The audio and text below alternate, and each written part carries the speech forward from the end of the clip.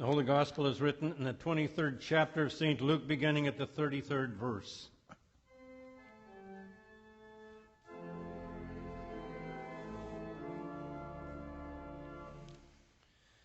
When they came to the place that is called the Skull, they crucified Jesus there with the criminals, one on his right and one on his left. Then Jesus said, "Father, forgive them, for they know not what they are doing." And they cast lots to divide his clothing. And the people stood by, watching, but the leaders scoffed at him, saying, "He saved others. Let him save himself, if he is the Messiah of God, the chosen one." The soldiers also mocked him, coming up and offering him sour wine, and saying, "If you are the King of the Jews, well, save yourself." There was also an inscription over him, "This is the King of the Jews." One of the criminals who were hanged there kept deriding him, saying, "Are you not the Messiah? Save yourself and us." But the other rebuked him, saying, "Do you not fear God, since you are under the same sentence of condemnation? And we indeed have been condemned justly, for we are getting what we deserve for our deeds, but this man has done nothing wrong."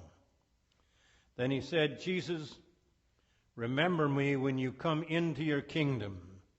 And he replied, "Truly I tell you, today you will be with me in paradise." Here ends the gospel for the day.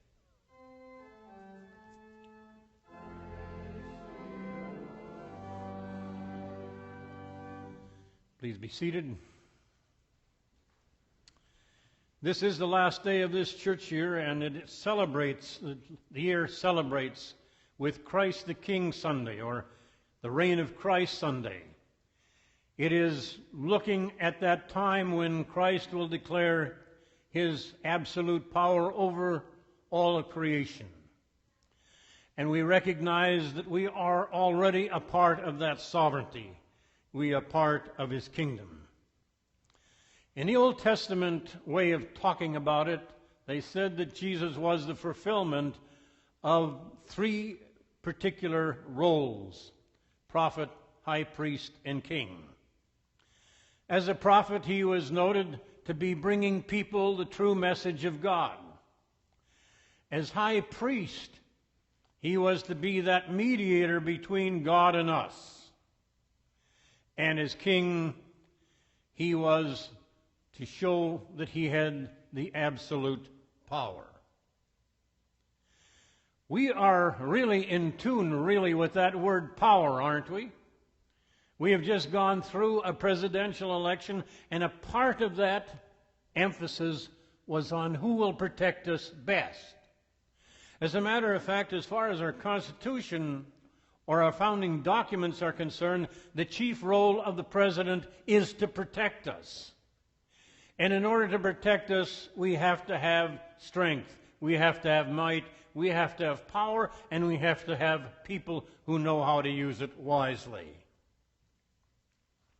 As individuals, we understand power because there are all kinds of things that we look at in our society that try to kind of control us. And we don't like that. We like a sense of our own power, to be in control of our destinies. We don't like too many rules and regulations. We know we need them because without them, there is no orderly society. But just don't impress those rules upon us too much. And sometimes we even rebel at the rules that the church kind of suggests that are ours as a part of God's kingdom. Don't try to govern my life too much. And we know, at least we think we know, that God has power. But we don't quite understand how he's going to use it.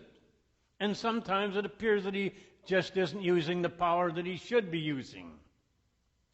You've seen those signs that are on the highway that some, I don't know, religious organization or religious group was putting on. And it says, "Hello, this is God. I'm in charge. I will be handling your problems today, so just relax." And we would like to have God play a part. We would like to have him clean up some of our messes. probably to control some of those people that are causing us a lot of problem, and at least giving some help in our own destiny as we progress throughout our life and want to make our life meaningful. Sometimes we think that God isn't there, though. And then we have our gospel text today, where we talk about Christ the King, Christ triumphing over all things. And what we have is one of those passages from Holy Week. This does not look like a man who has triumphed. We're reading about a man on a cross, crucified by the society for accusing him of being a rebel and a counter-terrorist of sorts. Man put on the cross in ultimate disgrace. We look at soldiers taunting him, saying, well, look, if you are the Messiah, if you are the great one, or if you are the one that is supposed to elevate Israel to its great place in history, well, then just climb down off the cross and save yourself. And even those around him, those that are crucified with him, criminals, saying, why can't you take care of not only yourself, but us? It seems like a man in complete failure. And yet, this is our King. And the power that God gives us is not necessarily a power that will overcome all things. That is the common understanding of what power is. But He gives us the power to choose how we want to respond to life, to make it a life that is worthwhile for ourselves, for others, and for God. So Jesus, as King, does not choose to climb down from the cross. He accepts the cross and what it means for you and me. He does not give in to bitterness and hate. He forgives them and says they don't know what they're doing. He is the one that ultimately shows us that our response to life can be meaningful no matter what happens to us. That nobody has the power to remove us from our ideals, our purposes, our goals. That we can keep on because God is our King. We can have a positive, triumphal response to everything in life, and this is what shows purpose and meaning to other people. Last year, 21 Coptic Christians were slaughtered in Libya. It was on the internet throughout the world. It was ISIS's attempt to show that Christ is not king. It was their attempt to show all the people in that country and in the surrounding Middle East that they were in charge. And one by one, as they took these captured prisoners, they would ask them what their commitment was. What's your religion? Who is your God? And if they said they were Christian, they would slice off their heads. And 21 people died. They could have responded by saying, I don't believe in Jesus. They could have responded by saying, I belong to Muslim or whatever they chose. But they stood true to what they believed, and they were beheaded for it. Now, this story of the Coptic Christians has kind of an interesting plus side to it. There was a young man there from Africa. He really didn't have any kind of religious commitment. But he watched, and he had worked with these 21 Christians in a lot of the things that they were doing for the people there in Libya. And when they came to him, they looked at him, this young African man, and they said, and who is your God? And he looked at them very much in the eyes with a steely look and said, "Their God is my God." And today, that day, Jesus said to him, "Today you will be with me in paradise." Actions speak louder than words.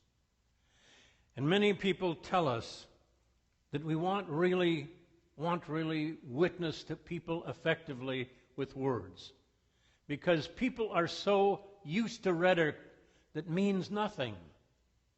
They want something to show that they care. Minister relates a couple moved to them. He says, parish in New Jersey. And he said this couple had gone to a couple of churches. They hadn't joined any yet, but they had visited his once. And very soon after they started attending, she got the diagnosis that she had stage 4 cancer. And her life kind of became unglued. And she was sitting at home after receiving the diagnosis, and the minister had heard about her diagnosis, and he came to visit her. And he just talked about what had happened and asked if he could be of any help. And while he was there, there was somebody else from the neighborhood that came over that was also a member of the church that brought in a meal, and they said, "We heard about your tragedy, your tragic diagnosis, and we want to help any way that we can." And the woman said, one after one, people came from the church and called and sent letters and notes. And she said, soon the icebox was so full of food, I had to call all my friends in and ask if we could have a big celebration meal together. And somebody said, "Where did you get all that food?" And she said, "From our church." It was an acceptance of the love that surrounded her from a congregation just like this that witnessed. In terms of tragedy, you can also meet life triumphantly, and that is the power of Christ and your faith.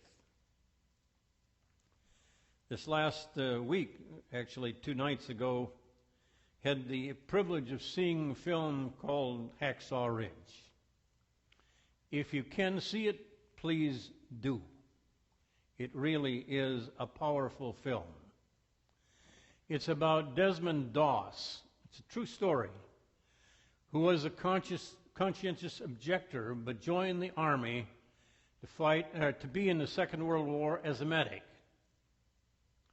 What was tragic when he came to boot camp, somehow they had not been properly alerted, or else they took it upon themselves to try and humiliate him. He wouldn't pick up a gun. They said, "Why did you come into the army?" And he said, "Because I can't stay behind. I need to serve. But some people are here to destroy, and I'm here to help those that are fighting for a just cause. I believe so strongly in the country, and I have a strong faith." He wound up being charged with a court-martial, but that was short-circuited by a letter distributed by his father to the one who was holding the court-martial that allowed him to serve. He went to serve in Okinawa and is responsible for 78 rescues by himself in one of the bloodiest battles of Okinawa. He became the first conscious objector in history to receive the Medal of Honor for bravery in battle, and received the Purple Heart for being wounded in action. He was wounded but recovered. After he had done this one evening where he had rescued 78 people on his own. The commanding officer called him the next morning and said, "We're going back up today." And he was a Seventh-day Adventist. He said, "We aren't going to go up until we receive a blessing from you and have you pray for us."